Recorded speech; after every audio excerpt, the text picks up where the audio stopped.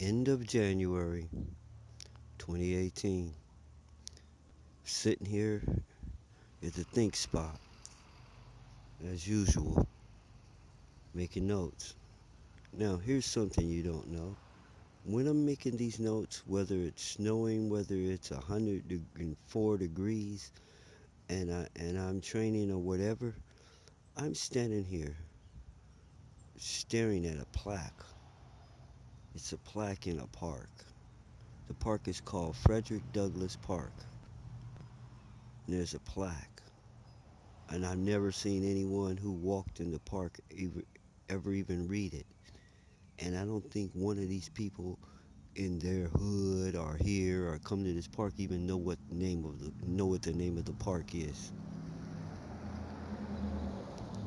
Black History Month, they better do something about this park. Lightning struck a tree, knocked it down. Weather did this, weather did that. The paint is chipped. The toys are old. They're old. They're outdated. They're inferior. There's a big mud puddle between the toys and the sidewalk.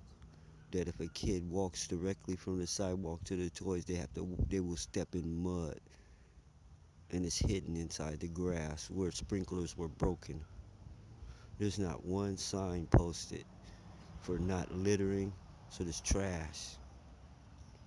There's not one sign posted for no alcoholic beverages or this or that. So guess what the trash is? Beer cans and stuff until some homeless person comes collect them. But any other residue, the box or whatever, the bags, there. It's totally neglected. Now here's what's funny. Behind this park, about less than 1,000 feet as the crow flies, just on the other side of the houses behind the park, is a little tiny circle called Industrial Park Way or something like this here having to do with their factories and stuff down Wardrobe. This little piece of land couldn't hold 20 people, but it's manicured. It looked like the hedges look like bonsai bushes. I'm for real. They like bonsai trees. That's how well this place is manicured. And who does it? The same people who does this park. How come there's no brown spots in that park? How come how come all the trees aren't dead in that park? How come it has evergreen trees? And this park has trees that the leaves fall off and it looks barren. The sprinkler system must be broke or disabled because of the broken sprinkler that no one wants to fix.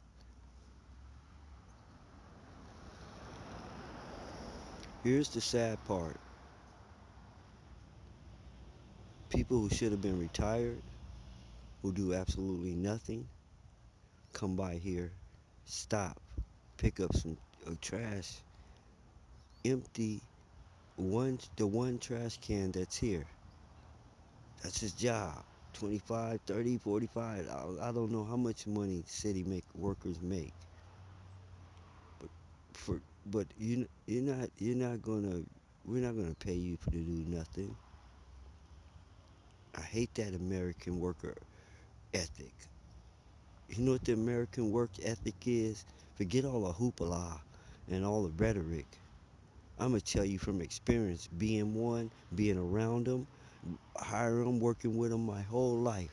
Here's the American work ethic: to be able to brag to their family, friends, and peers about I don't do nothing all day and I get paid big money.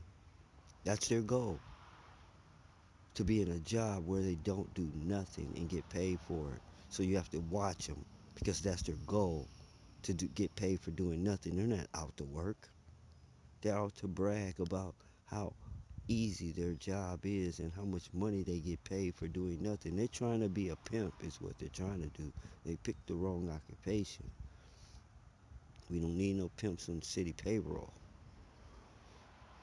Now, And in this city, hey, there's only one pimp. We all know who that is. Matter of fact, it's bigger than the city, but we don't even want to go there. Everyone is in a pimp situation, okay? Here's how it goes.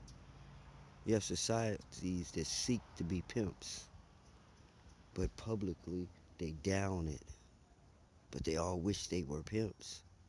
And wish they had women all around them and whatever. You know how you know?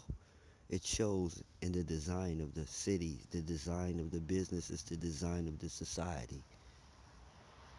Why is it so correlated to that oldest profession? Basically, you can say the boss is the pimp who can sit in the back office and do nothing all day. The workers are the hoes who do all the work, make all the money, and only get a little bit of chip off of it, enough to stay dressed. And then there's the John, the customer. Okay? So, customer, John, Trick, whatever you want to call him, worker, hoe, prostitute, whatever you want to call them, boss, pimp.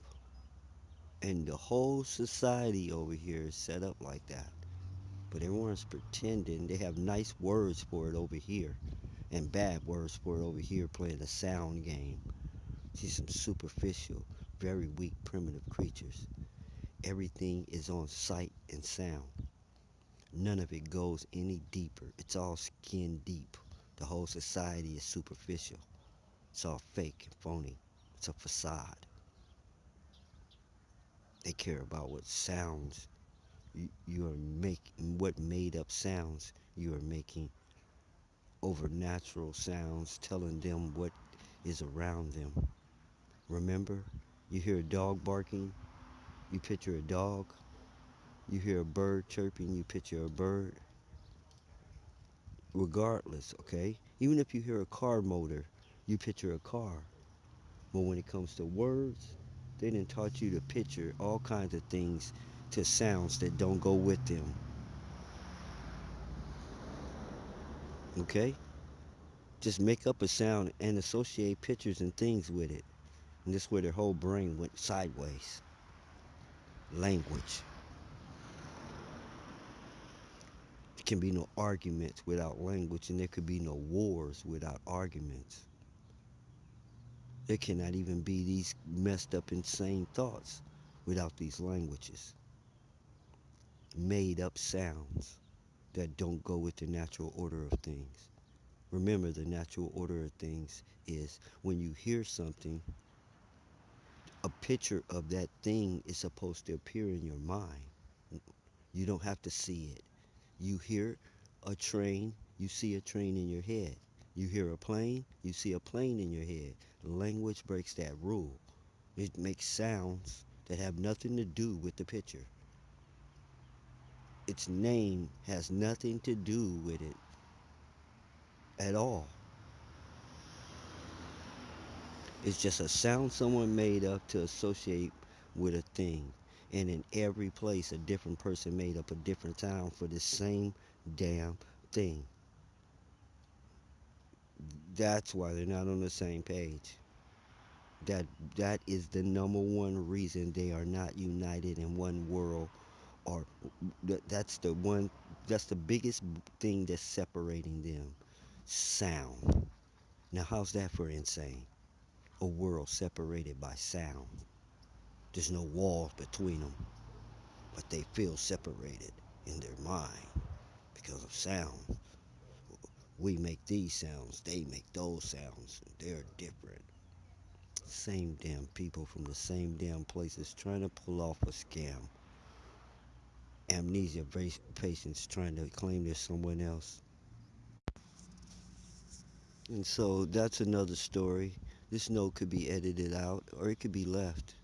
Matter of fact, I'll guarantee that it's left in because we're not hiring no more crazies in government. And government goes all the way down to your town. Management goes all the way down to your town. Your town must be managed. Okay? And you can't have a crazy people that's unproductive. People who you hire to do a job who wish to do nothing. They're not motivated to do the job. They're motivated to do as much as they can get away with and sit down. Sit in the shade, park on the side street, go in the storeroom, go downstairs in the basement, up on the roof. It doesn't matter. They have the whole wrong mentality to be your employee, and you're wondering, and you're struggling to keep paying these people.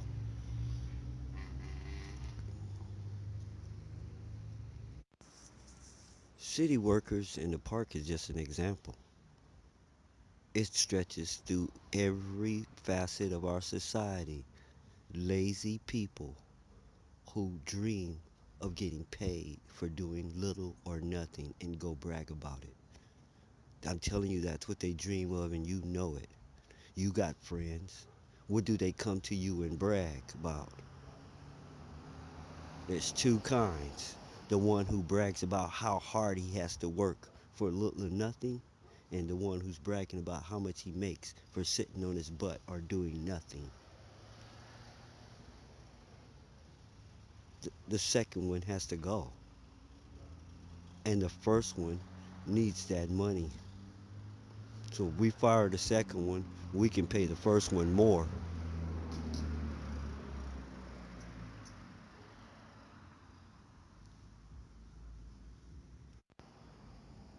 So hey, I need this part to be an example.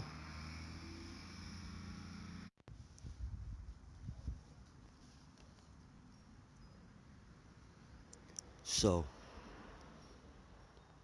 mandatory screening for everybody, city workers, the reason that they were used as an example is they are in management, they are in government, they are part of government, sitting there crying about the president and all these people up on top, and the people all around you is the problem. At the bottom, people at the top are talking. You're complaining about what they say, what they're saying. The people around you are messing things up.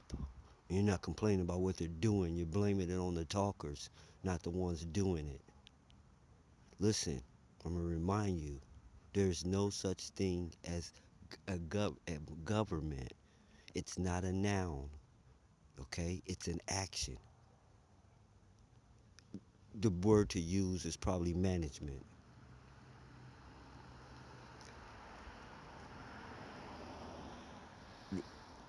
There, it is a bunch of people going to work every day. And when you have a problem with government, you find out whose name is on the door for that problem. Because there's a problem, that's where your money's going. It's someone's job to deal with absolutely everything in your life, from the grass in your yard to the air around you. It's not that they're not right, their mind's not right. So either fix their mind or fire them. Both are going to cost you. But the first will keep you straight forever and a day. The second one, they're going to just have to be replaced. And there's no saying the next. So I need this to be an example of something taking place differently. So it's pathetic, and it's a double standard. All right, that they would take care of a little circle in the middle of a road instead of a park, the only park named after a so-called black man in the city. Okay, the only one. All right, it seems like it ought to be some black people with a picket sign over here or something. But no, so they're to blame too. Try to blame it on the so-called white people. That ain't it. That's never it. That's someone who don't know the answer and looking for a scapegoat. It was the black people. It was the white people. Yeah, okay, right. Those gangbangers, whatever. All right. Here's how it works. That little piece of paper that you dropped on the ground, Imagine this. If everybody in the world dropped a gum wrapper at the same time, it would shatter the planet into crumbs. It will shatter the whole planet into crumbs. Your little piece of paper. If everyone did it. So you're part of the problem too, especially if you're not part of the solution. Listen, you need to be one. You need to be one. One of the ones.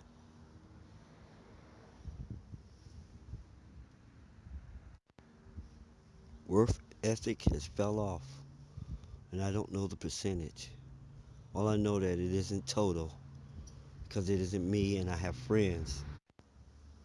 So I guess I gotta wrap it up because every time I press record, the noisiest vehicle that a person can purchase seems to just happen to pass by here.